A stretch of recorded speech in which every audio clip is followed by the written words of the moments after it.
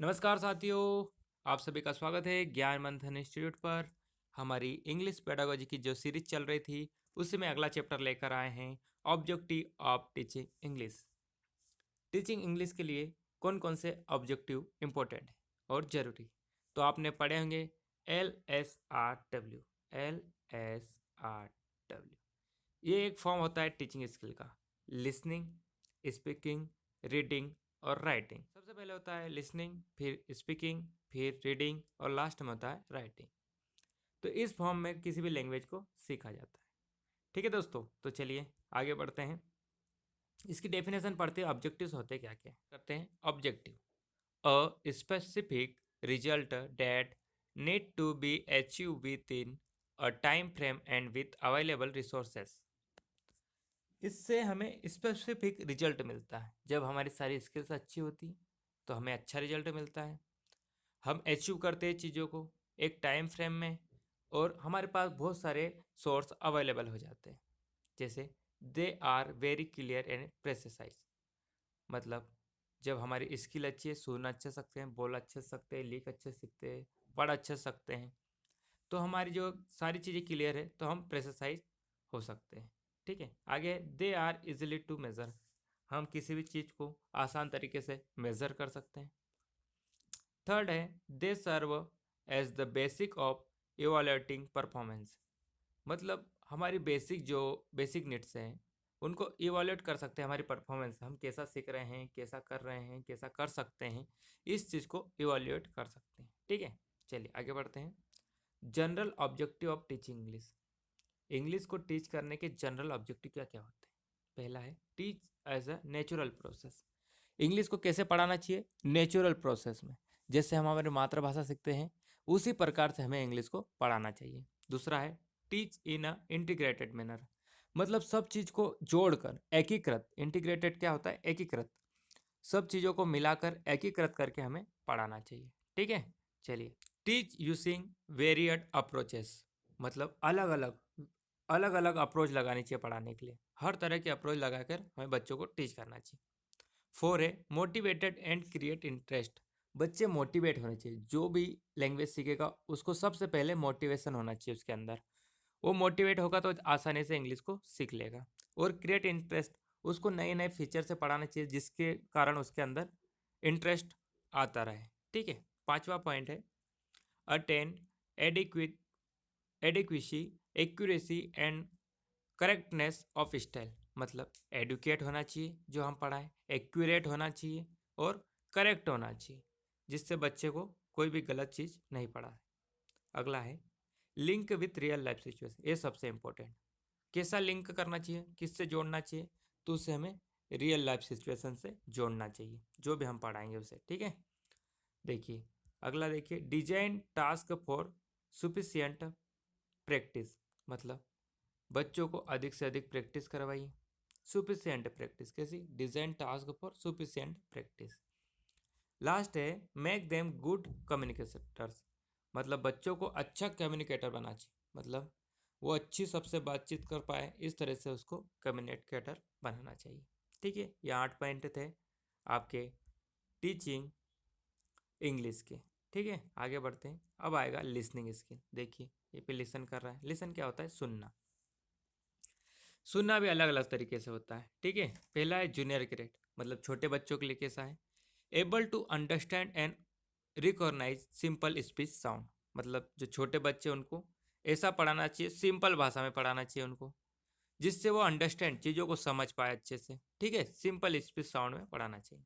दूसरा है senior grade, बड़े बच्चों को कैसे पढ़ाएं, बड़े बच्चों को पढ़ाने के लिए able to recognise rhythm modulation and understand a complete speech, मतलब एक रिदम में, एक मतलब स्पीच जो होती है एक रिदम में होना चाहिए, मॉड्यूलेशन होना चाहिए, उसमें उतार चढ़ाव आने चाहिए, अंडरस्टैंड बच्चों को समझ में आनी चाहिए, और एक कंप्लीट स्पीच होनी चाहिए। ठीक है, ये हो गई, दोनों ग्रेड वाइज कर ली। उसके बाद जनरल ऑब्जेक्टिव देखिए आप लिसनिंग स्पीकिंग लिसनिंग स्किल के। ठीक है, जनरल ऑब्जेक्टिव क्या क्या होते हैं।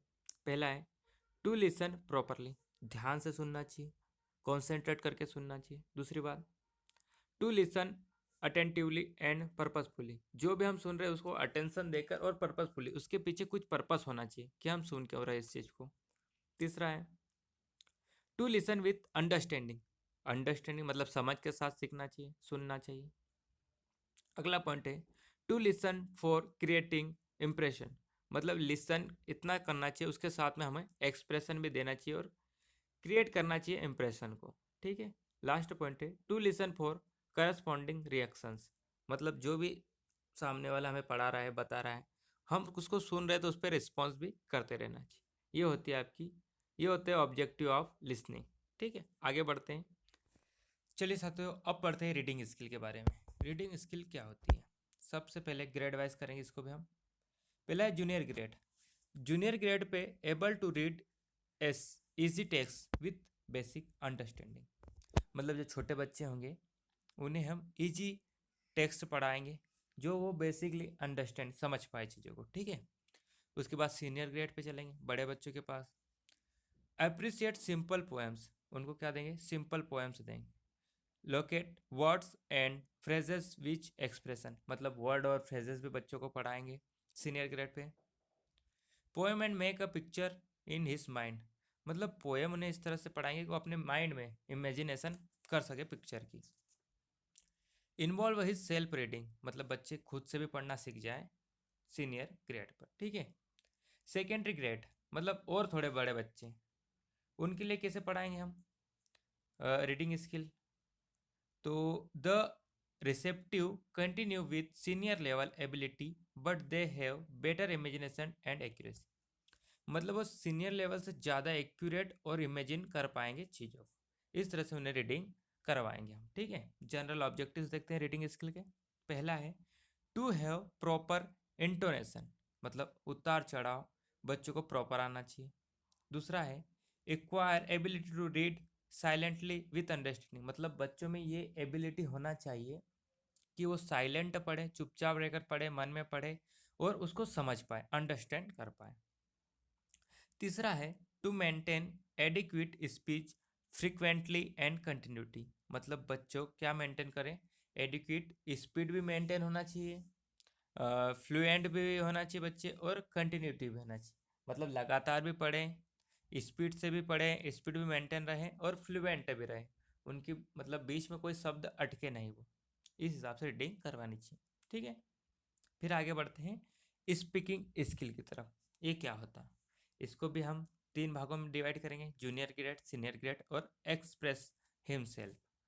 तो जूनियर ग्रेड पे हम कैसे पढ़ाएंगे, हम स्पीकिंग कैसे डेवलप करेंगे बच्चों को? तो एक्सप्रेस हिमसेल्फ, बच्चों को खुद के बारे में बताना चाहिए। सिंपल और करेक्ट इंग्लिश बोलना चाहिए, सिर्फ सिंपल लैंग्वेज का यूज़ करना चाहिए। सीनियर ग्रेड पे क्या करेंगे? Able think speaking and translate in English. मतलब बच्चों में थिंकिंग, अपनी सोच के बारे में बोलेंगे और ट्रांसलेट करेंगे उसको इंग्लिश में। ठीक है। एक्सप्रेस हिमसेल्फ मतलब ऐसी सिचुएशन देंगे बच्चों को कि वो प्रॉपर एक तनाव में आकर पंचुएशन एंड इंटोनेशन, उतार चढ़ाव को भी समझे और प्रोनाउंसिएशन भी बिल्कुल करेक्ट हो बच्चों का। ठीक है। इस तरह से हम करवाएंगे स्पीकिंग बच्चों के द्वारा। आगे बढ़ते हैं, जनरल ऑब्जेक्टिव्स देखते हैं इसके। Pronounce word correctly. मतलब प्रोनाउंस कैसा होना चाहिए? करेक्ट होना चाहिए। दूसरा है मेंटेन, वही स्पीड मेंटेन होना चाहिए, कंटिन्यूटी होना चाहिए, फ्लुएंट बोलना चाहिए। तीसरा है प्रॉपर आर्टिकुलेशन ऑफ वॉइस। मतलब वॉइस ऐसी होना चाहिए जो सामने वालों को इजीली समझ में आ जाए। ठीक है। मतलब और लास्ट है able to think in English. मतलब बच्चे इंग्लिश में ही सोचना स्टार्ट कर दे। ऐसा नहीं कि हिंदी में सोचे फिर ट्रांसलेट करके इंग्लिश में बोले, बच्चे सोचे ही इंग्लिश में। ठीक है। अगला है convey a feel through facial expression and gesture corresponding to the topic of speech. बच्चों को कैसा फील होना चाहिए? वो थ्रू करे फेस, उनके फेस पे एक्सप्रेशन भी वैसे आना चाहिए, गेस्चर भी होने चाहिए, करस्पॉन्डिंग भी होनी चाहिए जिस टॉपिक के बारे में वो बता रहे हैं, जिस टॉपिक के बारे में वो बोल रहे हैं। ठीक है। चलिए लास्ट है राइटिंग ऑब्जेक्टिव्स। मतलब बच्चा लिख रहा है तो कैसे करेगा, इसको भी तीन भागों में डिवाइड किया है। जूनियर ग्रेड सिंपल टेक्स्ट देंगे, करेक्ट स्पेलिंग लिखवाएंगे और सिंपल सिंपल चीज़ें बताएंगे। सीनियर ग्रेड पे क्या करेंगे? उनको खुद से कंपोज आइडियाज, मतलब खुद से सोच कर लिखे, फ्रेजेस आइटम से लिखने लग जाए, स्ट्रक्चर अच्छा बनाने लग जाए, जैसे सब्जेक्ट फिर वर्ब फिर ऑब्जेक्ट, इस तरीके से बच्चा सीखने लग जाए।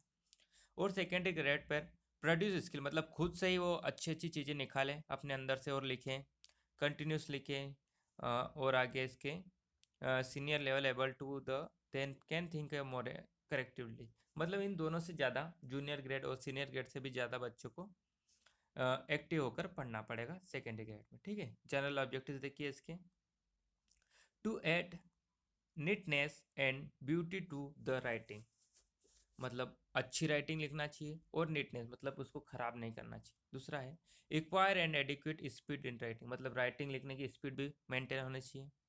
Able to write to compose ideas using the right phrases idioms and structure, मतलब वही अपना इडियम फ्रेजेस अच्छे से यूज़ करना चाहिए हर बात पे, स्ट्रक्चर लिखना चाहिए अच्छा मेंटेन करके। एक्वायर लेजिबिलिटी, बच्चों को लेजिलेबल होकर चीज़ों को पढ़ाना चाहिए, लिखना चाहिए। ठीक है, तो ये आज का हमारा चैप्टर कंप्लीट होता है, इसके क्वेश्चन हम आगे करेंगे। तो thank you so much, video पसंद आया तो लाइक कीजिएगा, अपने दोस्तों के साथ शेयर कीजिएगा, चैनल को सब्सक्राइब कर लीजिएगा, और भी maths pedagogy, Hindi pedagogy, EVS आपको यहाँ पर मिलता रहेगा। तब तक के लिए धन्यवाद, मिलते हैं अगले वीडियो में। Thank you so much.